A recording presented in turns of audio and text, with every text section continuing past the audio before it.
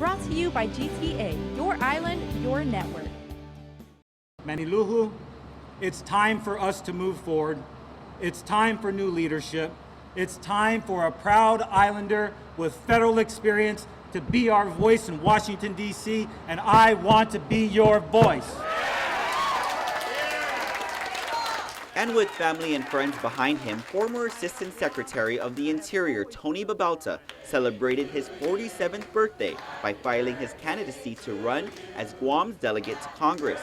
And while his plans to run came as a surprise to many Democrats, including one of his mentors, Congresswoman Manilu-hu, Babauta says he's proven himself by moving up the ranks from student to graduate. My generation is stepping up, and we can provide continuity, fresh energy, and a renewed sense of purpose and fight in Washington, D.C.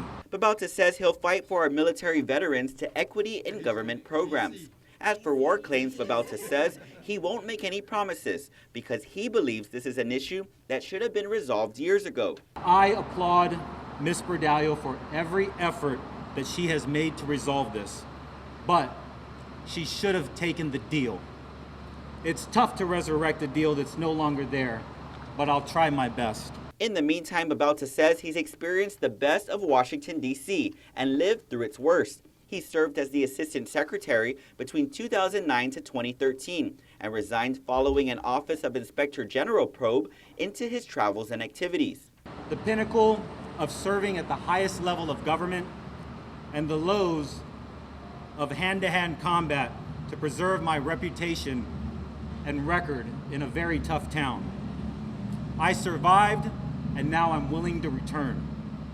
Because no one has walked the halls of Congress, written policy, or wrestled with the federal bureaucracy like I have, and I promise that I will fight for you. Reporting for Guam's News Network, I'm Ken Quintaniza. Brought to you by GTA, your island, your network.